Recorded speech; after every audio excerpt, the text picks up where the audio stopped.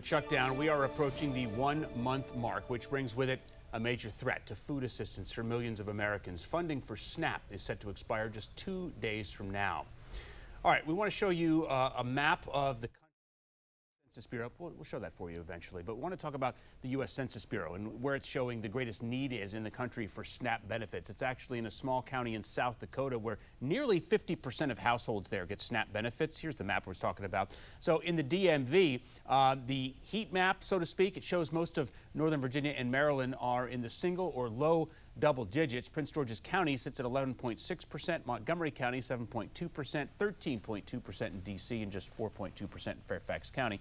But compare that with Allegheny County in Maryland, where 22% of households get SNAP benefits. Well, the SNAP benefits face possible delays. Neighbors and communities across the country are now stepping in to help feed families. 7 News' John Gonzalez is live in D.C. with how grocery buddies are filling the gap. This is a pretty cool concept, John.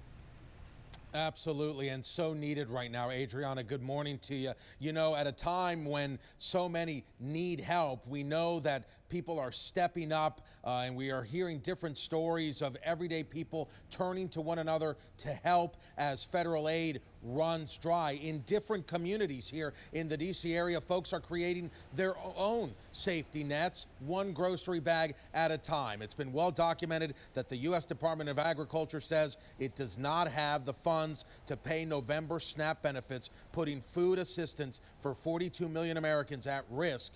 In response, communities are creating what's called grocery buddies, neighbors posting on social media offering to shop for or donate gift cards. I spoke with Reverend Kristen Schmidt, the senior minister of the Unitarian Universalist Church of Silver Spring. Initially, her plan was just to provide groceries for one neighbor.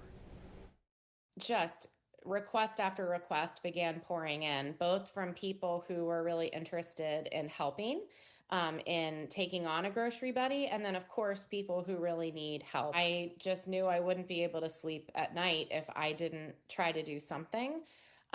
So yeah, I think about all of the children and teenagers. I think about disabled people. I think about people with special needs, all of whom often rely on SNAP benefits.